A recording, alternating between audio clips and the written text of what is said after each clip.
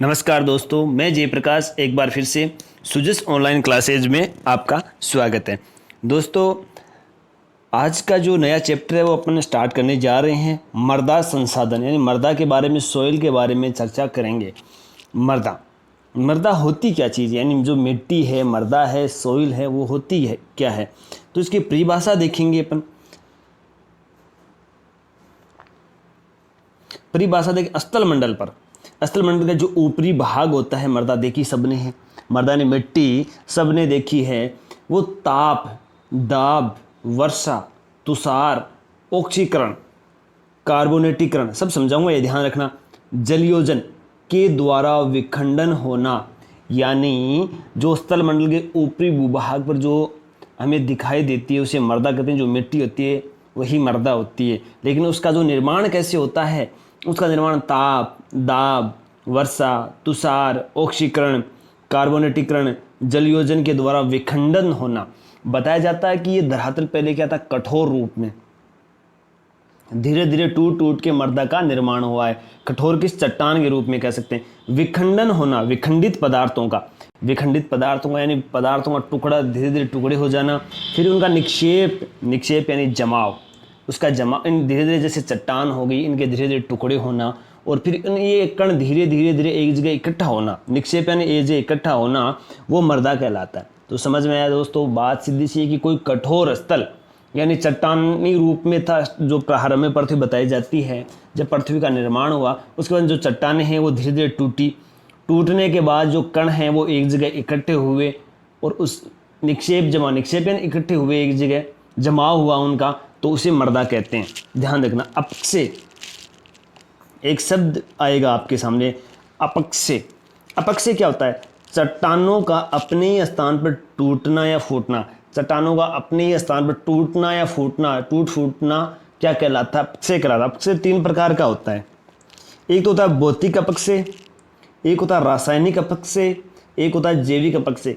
इनकी विस्तार से चर्चा करेंगे। भौतिक अपक्षय, रासायनिक अपक्षय। भौतिक ताप के कारण जब चट्टानों का विखंडन होता है। रासायनिक यानी रासायनिक अभिक्रियाएं होती हैं इसमें, जैसे लोहा की मात्रा होती है, इसको भी मैं बताऊंगा। जैविक यानी पशुओं के खुर से, जहाँ पशु चलते हैं उनसे जो चट्टानें हैं टूटना फूटना, जैविक अपक्षय कहलाता है। तो नेक्स्ट देखते हैं दोस्तों।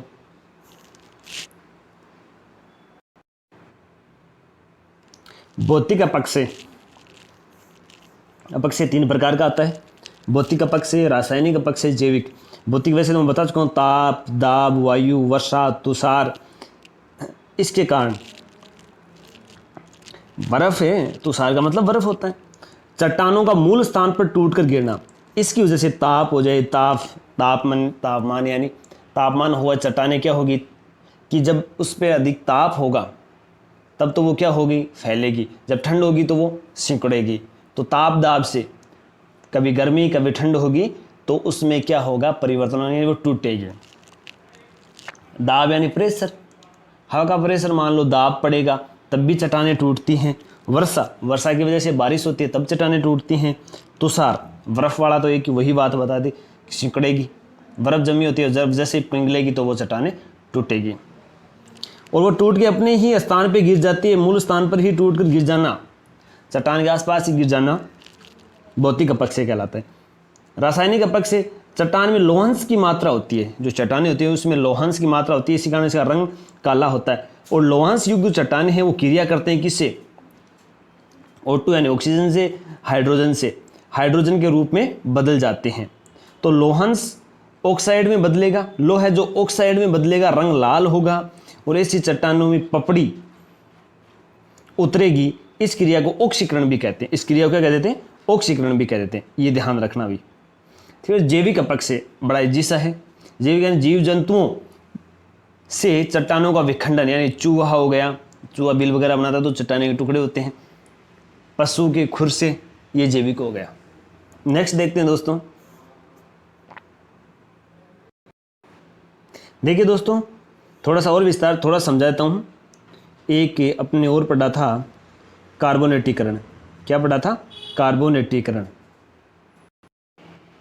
तो कार्बोनेटीकरण होता क्या है, जैसे चट्टान है, चट्टान में कार्बन हो गया, चूना हो गया, वो संपर्क में किसके आते हैं? जल के साथ। जल के साथ आते हैं, चूना वह घुलकर अपने स्थान साथ ले जाता है, तो उसे कहते हैं कार्बोनेटिक। कार्बोनेटिक हम किसे कहेंगे? जब चट्टानों में चूना होता है या जो कार्बन होता है उसको जल अपने साथ ले जाता है, तो अगर तो उस जगह क्या हो जाएगी? वो छिटकेगी तो टूटेगी, तो उसे कार्बोनेटीकरण कहते हैं। यानी चट्टानों के मध्य जो चूना होता है, जहाँ वो जल के संपर्क में आएगा, जल अपने साथ उसे ले जाएगा। फिर देखो, ये अपन चर्चा कर सकते हैं। अपक्षय 3 प्रकार के होते हैं। भौतिक होता है, रासायनिक होता है, जैविक होता है।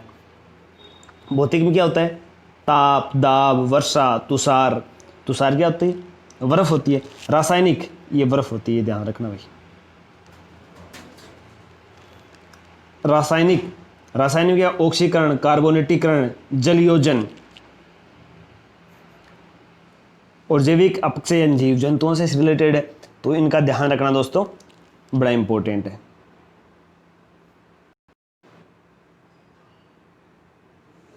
जो अपर्दन होता है, विखंडित पदार्थ होता है। अपर्दन का मतलब विखंडित। स्थानांतरण, परिवहन का काम कौन करता है? भाई पदार्थ विखंडित हो गया, अब वो इकट्ठे जगह निक्षेप कैसे जमा होगा? मतलब एक स्थान से दूसरे स्थान पर जाने के लिए उसे क्या चाहिए? साधन चाहिए। साधन कितने हैं? कौन से? एक तो जल है, नदी है। जल है भाई, जल में कौन सी? जल में अकेला जल तो जैसे नदियों के रूप में जब जल प्रवाहित होता है, ऐसे है नहीं कि जल अपने आप चलेगा। जब नदियां आएंगी, पहाड़ों से आएंगी होके, वर्षा होगी, नदी हो गई या फिर वर्षा जल और एक वायु से मिट्टी के कण एक स्थान से दूसरे स्थान पे जाते हैं। जल से जो नदियां आती हैं या वर्षा एक स्थान से दूसरे स्थान पे उनका निक्षेप होता है। एक शब्द आता है अनाच्छादन। अनाच्छादन, अपक्षय प्लस अपर्दन की क्रिया एक साथ होना। अपक्षय का मतलब टूटना, अपर्दन का मतलब विखंडित होना। जब टूटता भी है और पदार्थ एक स्थान से दूसरे स्थान पर भी जाता, विखंडित हो जाता है, उस क्रिया को, दोनों इस क्रिया एक साथ होते हैं, तो वो क्या कहलाता है? अनाच्छादन। भाई अपक्षय आपने पढ़ लिया क्या होता है? अपर्दन का मतलब विखंडन होता है। अपक्षय का मतलब क्या होता है?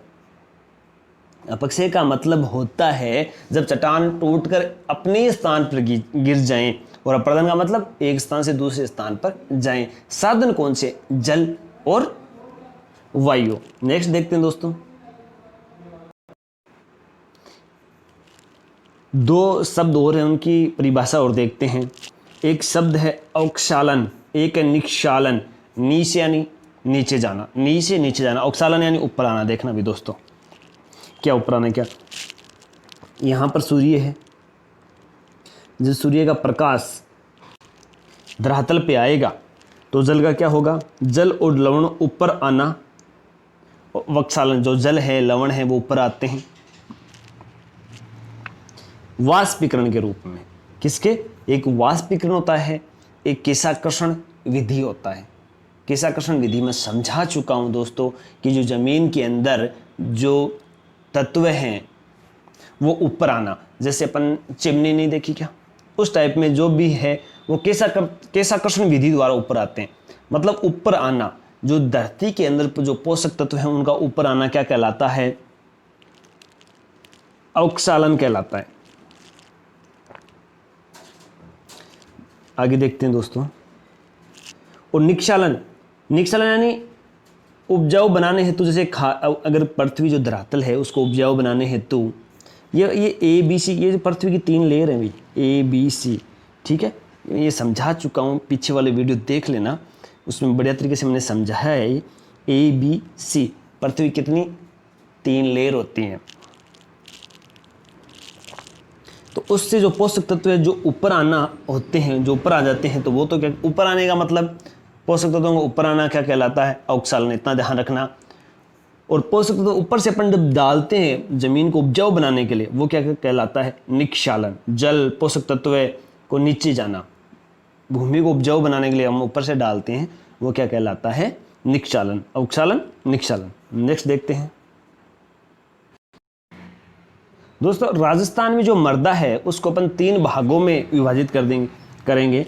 एक तो भौतिक मृदा, भौतिकता के आधार पर राजस्थान में जो मृदा है, जो मिट्टी है, वो कितने भागों में है? तो उसके 8 भाग हैं। कौन से?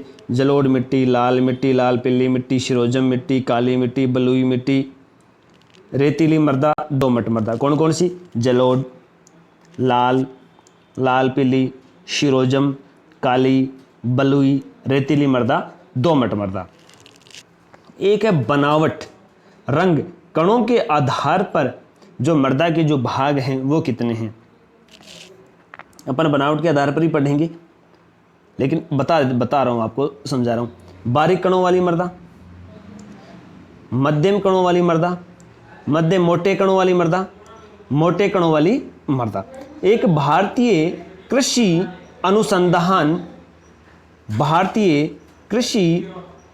अनुसंधान परिषद के अनुसार मृदा 7 प्रकार की होती है। एंटीसोल, एरिडोसोल, एल्फीसोल, बर्टीसोल, काली मृदा कहते हैं इसको, मोलिसोल, इंसेप्टिसोल। ये मृदा होती है, ये पहाड़ी इलाकों में होती है। एक और है, नीचे नीचे देख लेते हैं, अन्य में आ जाएगी, ठीक है। अन्य जो भी मृदा बच गई वो। तो दोस्तों ये तो होगी मृदा के बारे में बात। तो दोस्तों आज के लिए इतना ही, नेक्स्ट क्लास में फिर मिलते हैं। Thank you.